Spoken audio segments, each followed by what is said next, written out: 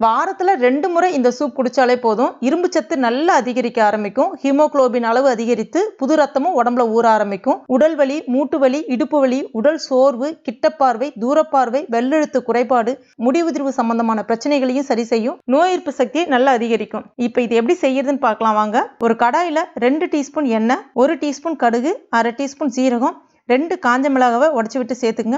இதெல்லாம் நல்லா பொரிஞ்சு வந்த பிறகு 15 சின்ன வெங்காயத்தையும் சேர்த்து நல்லா வதக்கிக்கங்க. கூடவே 5 பல் அளவுக்கு பூண்டை தட்டிட்டு சேர்த்துங்க. ஒரு சின்ன துண்டு இஞ்சியும் தட்டிட்டு சேர்த்துங்க. நல்லா வதக்கின பிறகு ஒரு தக்காளியை நல்லா பொடிசா கட் பண்ணிட்டு சேர்த்துங்க. கூடவே கொஞ்சமா மஞ்சள் பொடியும் சேர்த்துட்டு நல்லா வதக்கி விட்டுங்க.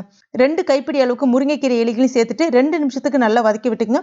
இப்போ இதில் 2 கப் அளவுக்கு தண்ணி சேர்த்துட்டு ஒரு 5 நிமிஷம் கொதிக்க வச்சு தேவையான அளவுக்கு உப்பு, 1 டீஸ்பூன் மிளகாய் பொடியும் சேர்த்துட்டு இறக்குனீங்கன்னா சுவையான முருங்கைக்கீரை சூப் ரெடி. இதை நீங்க எப்போ வேணாலும் சாப்பிடலாம். நல்ல சூடா சாப்பிடும் போது தொண்டைக்கு இதமாவும் இருக்கும். மூட்டு வலி, கை கால் வலி இந்த மாதிரியான பிரச்சனைகளும் இருக்காது. கண்டிப்பா ட்ரை பண்ணி பாருங்க.